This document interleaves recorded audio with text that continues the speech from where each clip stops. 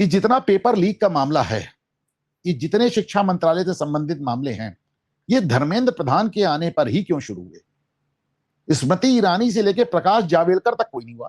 प्रकाश जावड़ेकर कहते थे मैंने इतिहास की किताब में कॉमा फुल स्टॉप नहीं बदला।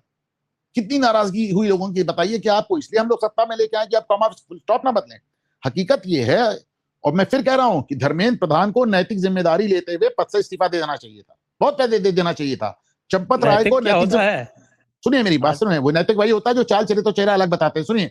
और चंपत राय को राम मंदिर में चोरी की बात साबित होते ही इस्तीफा दे देना चाहिए था। इसी तरह मैं धर्मेंद्र प्रधान को कहता हूं पहले इस्तीफा दे देना चाहिए था। बट द पॉइंट कुछ और है।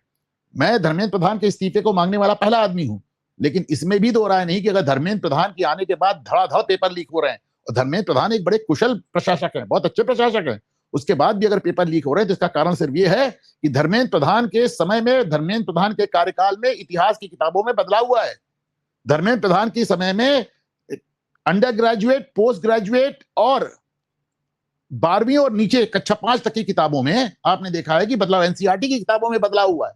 तो जब से ये एनसीईआरटी की किताब में मुगलों को उनका चेहरा दिखाया जाने लगा, जब से ये एनसीईआरटी की किताब में आर्यन इन्वेजन थ्योरी को ध्वस्त किया जाने लगा, जब से एनसीईआरटी की किताब में सिंधु वैली सभ्यता की एक कंटिन्यूटी दिखाई जाने लगी, तभी से ये पेपर लीक होने शुरू हुए। मेरा अपना मानना है कि हाँ, धर्मेंद्र प्रधान को हटना चाहिए, लेकिन मेरा यह भी मानना है कि लोगों को यह समझना चाहिए कि धर्मेंद्र प्रधान के आने के बाद अगर इतने पेपर लीक हो रहे हैं, पहले नहीं हुए, तो उसका सिर्फ एक कारण है कि धर्मेंद्र प्रधान पिछले 12 साल में पहले शिक्षा मंत्री हुए हैं जिन्होंने इतिहास की किताबों में बदलाव किया है।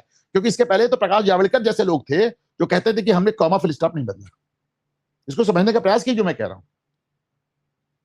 गुड डिफेंस जी, गुड डिफेंस मैंने कहा, आप बिल्कुल नहीं, you are wrong, you are wrong, it is not a defence. मैं धर्मेंद्र प्रधान को डिफेंड कर ही नहीं रहा हूं। If you call it a good defense, then you imply that I'm defending Dharmendra Pradhan, which I'm not. मैं धर्मेंद्र प्रधान को बिल्कुल डिफेंड नहीं कर। भाई देखिए, सामने वाला तो चोरी करेगा ना, तुम चौकीदार हो, बार बार वही शेर दोहराता हूं, मुझे रहजनों से गिला नहीं, तेरी रहबरी का सवाल है। बात यह है कि सामने वाला कर रहा है तो कर रहा है, धर्मेंद्र प्रधान को इंश्योर करना चाहिए था कि ऐसा ना हो, पर ऐसा अभी हो क्यों रहा है ये मैं बता रहा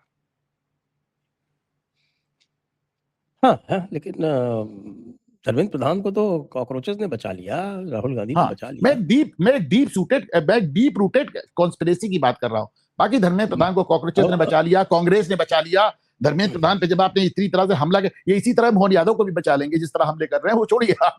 लेकिन मोहन यादव का मुश्किल है, मोहन यादव को तो जाना ही पड़ेगा। मोहन यादव के साथ डायरेक्ट मध्य प्रदेश सरकार जुड़ी हुई है, मध्य प्रदेश सरकार गंवाना थोड़ी चाहेगी बीजेपी।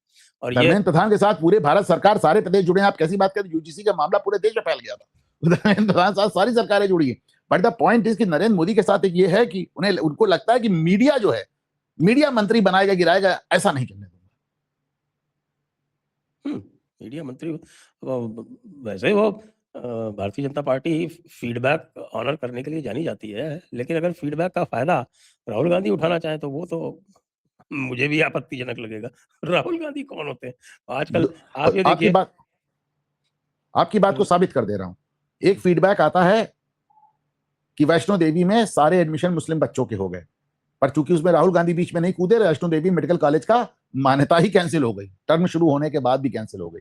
दूसरा फीडबैक आता है कि साहब वो राहुल गांधी और ये कॉकरोचेस इस्तीफा मांग रहे हैं, कह जाइए नहीं देंगे। तीसरा फीडबैक और भी है। तीसरा फीडबैक आप ये देखिए कि यूजीसी के मैटर का फीडबैक गया तो स्टे कैसे मिला था ये तो आपको पता ही होगा ना। बिल्कुल, सरकार ने स्टे में कोऑपरेट किया, और उसी दिन मैंने लिखा था, ट्वीट किया था, लोग कह रहे थे नहीं है। उसी दिन मैंने 2 पोस्ट किए। जिस दिन यूजीसी आया उस दिन मेरा पोस्ट है, और मेरा दावा है कि मैंने शायद सबसे पहले पोस्ट किया है कि ये नियम लागू नहीं हो सकता। इसलिए नहीं कि ये बुरा है, इसलिए नहीं कि ये बुरा है, इसलिए कि लागू होना संभव ही नहीं है, अनइम्प्लीमेंटेबल है, हो ही नहीं सकता। या सरकार वापस लेगी या कोर्ट। देखिए वो सही हुआ। दूसरा, जिस दिन कोर्ट ने स्टे किया, मैंने उसी दिन कहा गया मामला ठंडे बस्ते में, और गया ठंडे बस्ते। वो ठंडे बस्ते में भाई सॉलिसिटर जनरल ने खड़े होके अपोज नहीं कोऑपरेट किया। उन्होंने तो साफ साफ कहा कि साहब इसको हमें एग्जामिन करना पड़ेगा। अच्छा, तो स्टे एग्जामिन करना पड़ेगा।